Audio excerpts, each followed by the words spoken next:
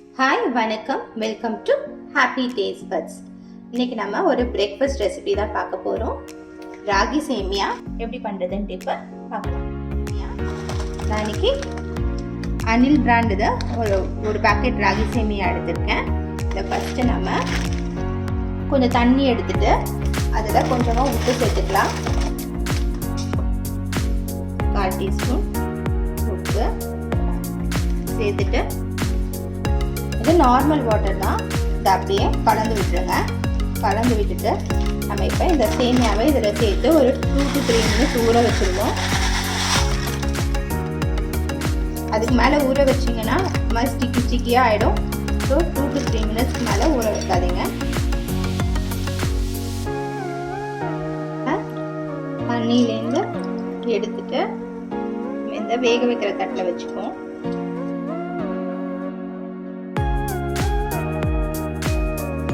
நம்ம இதை இட்லி குக்கரில் வச்சு வேக வச்சுக்கலாம். இந்த தட்டு இல்லைன்னா நம்ம இட்லி தட்டுலையும் வச்சு வேக வச்சுக்கலாம். நம்ம இது 5 minutes வேகட்டும். அதுக்கு மேலே விட்டுறாதீங்க.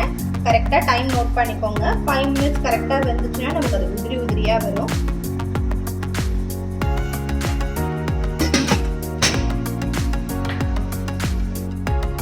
நான் இன்னைக்கு ஸ்வீட்டு காரம் 2 சேவையுமே செஞ்சு காமிக்க போகிறேன்.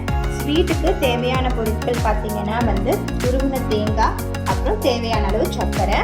அண்ட் கார சேவை செய்யறதுக்கு பார்த்தீங்கன்னா நான் ஒரு வெங்காயம் நல்லா மெலிசாக கட் பண்ணி வச்சுருக்கேன். கூடவே 2 பச்சை மிளகா சாப் பண்ணி வச்சுருக்கேன். தாளிக்கிறதுக்கு கடுகு, உளுத்தம்பருப்பு, கடலைப்பருப்பு, கருவேப்பிலை, இதுக்கப்புறம் லாஸ்ட்டாக ஒரு ஃப்ளேவருக்கு பிழிஞ்சு விடுறதுக்கு கொஞ்சமாக லெமன் ஜூஸ். அவ்வளவுதான். இப்போ நான் கரெக்டாக 5 minutesக்கு ஆஃப் பண்ணிவிட்டு இதை எடுத்துக்கலாம் நம்ம வெளியில்.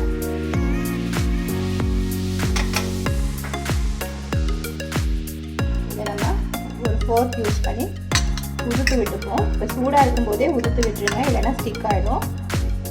இதை கரெக்டாக நீங்கள் இந்த 5 minutes டைமிங் மெயின்டைன் பண்ணிங்கன்னா தான் இந்த மாதிரி நல்லா உதிராக வரும்.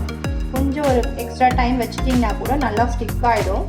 ராகி சேமியாவை பொறுத்த வரைக்கும் இதுதான் சீக்ரெட்டு. இந்த மாதிரி மற்றதையும் நம்ம உதுத்து எடுத்து வச்சுக்கலாம். நான் இதை ஃபுல்லாக உதுத்து விட்டுக்கிட்டேன். ஃபஸ்ட்டு நம்ம ஸ்வீட் சேவை செஞ்சுட்டு போகிறோம். அதுக்கு நமக்கு தேவையான அளவுக்கு தேங்காய் சேர்த்துக்கோங்க. இந்த குவான்டிட்டிக்கு பார்த்தீங்கன்னா ஒரு 2 டீஸ்பூன் அளவுக்கு சேர்த்தா போதும்.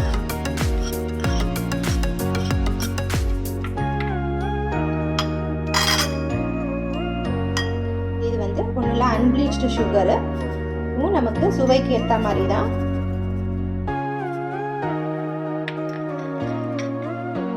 நான் கொஞ்சமாக முந்திரி நெய்யில் வறுத்து எடுத்து வச்சுருக்கேன். இது ஆப்ஷனல், பட் சேர்த்தா நல்லாயிருக்கும்.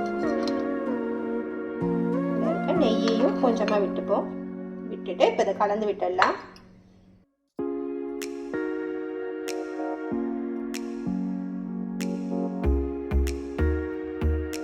அவ்வளோதான், ஸ்வீட் சேவை ரெடி ஆயிடுச்சு. இப்போ காரத்துக்கு நம்ம ரெடி பண்ணிப்போம். இப்போ கார சேவை செஞ்சிடலாம். அதுக்கு நான் ஒரு கடாய் எடுத்துருக்கேன். கடாய் இல்லைன்னா ஒரு பேன் வச்சுட்டு ஒரு 1/2 டீஸ்பூன்லேருந்து 1 டீஸ்பூன் வரைக்கும் எண்ணெய் ஊற்றிக்கோங்க. நிறைய சேர்த்திங்கன்னா ஒரு மாதிரி ஆயிலி ஆகிடும். ஃபஸ்ட் நம்ம கடலைப்பருப்பை சேர்த்துப்போம். எண்ணெய் சூடாயிடுச்சு. உளுந்து, அப்புறம் கடுகு 2 சேர்த்துக்கலாம். கருவேப்பிலை,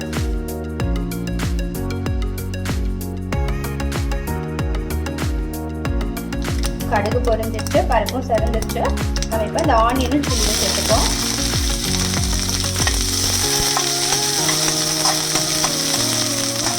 ஆனியனுக்கு தேவையான உப்பு சேர்த்துக்கலாம்.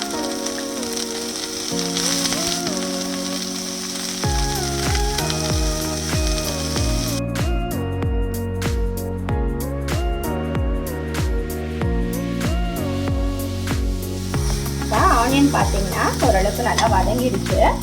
டிரான்ஸ்லூசன்ட் ஸ்டேஜ் வந்துடுச்சு. இப்போ நம்ம ஆனியன் வேகிறதுக்கு கொஞ்சமாக தண்ணி தெளிக்கணும்.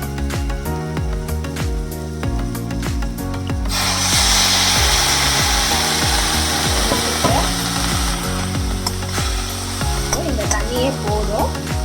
இப்போ நம்ம சேமியாவையும் சேர்த்துருவோம்.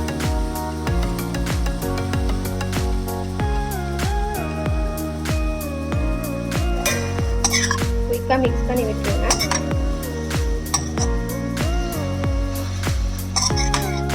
சிம்மில் வச்சுட்டு பண்ணி விட்டுருவோம்.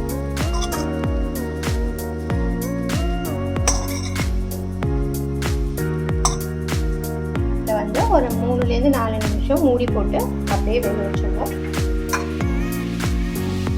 இப்போ வந்து ஆனியனில் இருக்க அந்த உப்பு எல்லாமே வந்து நமக்கு சேமியாலையும் சேர்ந்து ஊறும். அதுக்காக தான் இதை சிம்மில் வச்சு ஒரு 2 to 3 மினிட்ஸ். இப்போ ஒரு 2 to 3 மினிட்ஸ் ஆயிடுச்சு. இதை ஓப்பன் பண்ணி பார்த்துடலாம்.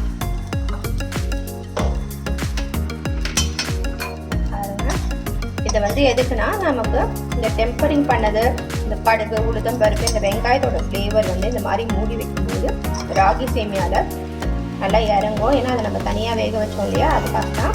இப்போ நான் ஆஃப் பண்ணிவிட்டு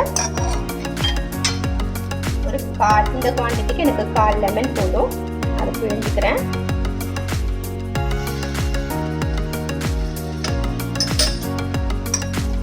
ரெண்டுலாம் மிக்ஸ் பண்ணி விட்டுடலாம். ரெடி ஆயிடுச்சு. நான் இதை இப்போ பிளேட் பண்ணிட்டு காமிக்கிறேன். நம்ம ஸ்வீட் ராகி சேவை அண்ட் கார ராகி சேவை ரெடி ஆயிடுச்சு. இது ரொம்ப சிம்பிளான ரெசிபி. நீங்கள் அந்த டிப்பை ஃபாலோ பண்ணிங்கன்னா அந்த சேவையை ஸ்டீம் பண்ணுறது இந்த கரெக்டாக 5 மினிட்ஸ் ஃபாலோ பண்ணிக்கோங்க. அண்ட் இந்த ரெசிபி உங்களுக்கு பிடிச்சிருந்துச்சுன்னா லைக் பண்ணுங்கள், ஷேர் பண்ணுங்கள், மறக்காமல் நம்ம சேனலுக்கு சப்ஸ்கிரைப் பண்ணுங்கள். தேங்க்யூ.